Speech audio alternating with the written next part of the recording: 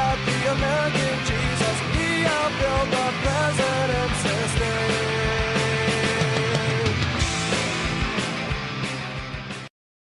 Hey everyone, Church of SDFU here. So we're having a climate change debate again because, well, there was a commission that was brought about by the government that consisted of scientists, and they once again concluded that global warming is actually real, as really anyone who really is interested in the truth and what science has to say about it, that is the position. You could argue about how profound the effect will be, but that humans are contributing considerably to climate change is really so much in the scientific mainstream of opinion right now that it's, I don't know, it's not really even contested.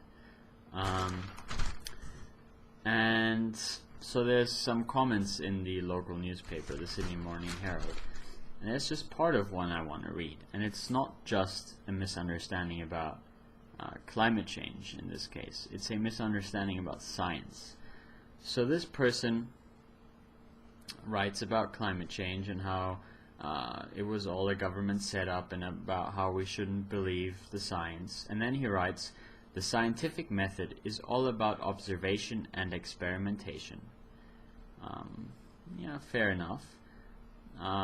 Although that's actually not true. There's a lot of theoretical work going on that's actually outside of what we can observe and experiment. Well, it's built on observations, but it takes them a lot further than what we can actually experimentally validate at this stage. Science can make accurate statements about past events only, which have been verified by the peer review process. Speculating on future events is just that, speculation. And that sentence is the biggest load of crock of all times. But it's what some people want you to believe. The idea that science can only make accurate statements about the past, like science is some kind of a history lesson. So in that case, it's not really better than any other.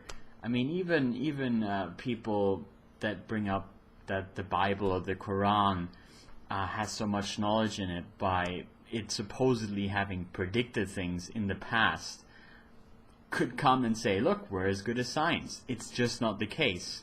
In fact, one immensely important part of scientific theories is the ability to actually predict the future.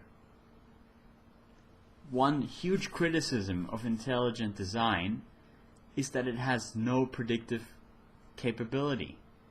No one has ever made a prediction based on intelligent design that was true in the real world, and the people who came up with intelligent design admit that it's not going to produce any predictions. What does it make? What does it make intelligent design? A crappy theory. The idea of a theory is that it has predictive power. And yes, a theory is built on observation and or experimentation. Actually, observing the outcome of an experiment is just another kind of observation. But just because we can't create an experiment, we can't create an Earth and increase the CO2, just the observation itself can make for a valid theory that we can use to predict the future. So this idea that science has nothing to say, and if a scientist ever makes a prediction about the future, he's talking out of his ass, that's just silly.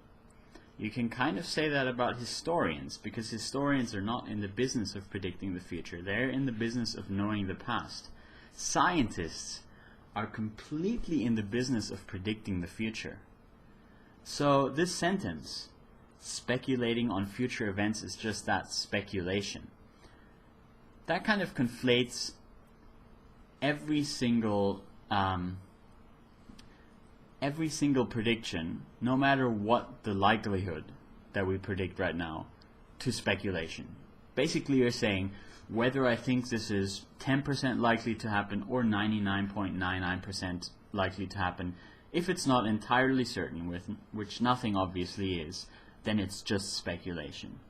I mean, according to this guy, if science can't make accurate statements about the future, if we can't use it to predict, then we can't use the theory of gravity to predict that an apple will fall from a tree tomorrow. It might as well fall upwards.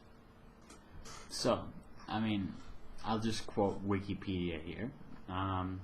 Any useful hypothesis will enable predictions by reasoning, including deductive reasoning. It might predict the outcome of an experiment in a laboratory setting or observations of a phenomenon in nature.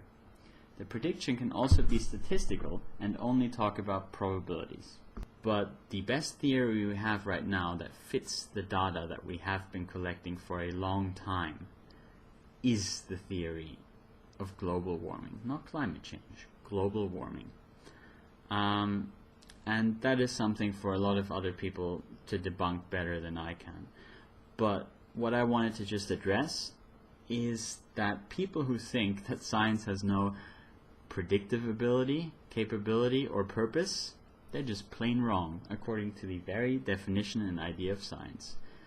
If you want to believe that any of the supposed laws of nature, which are all based on theories which we've developed, will hold true today, those are all laws of nature based on observation over a long period of time, that we make predictions that will probably come true tomorrow.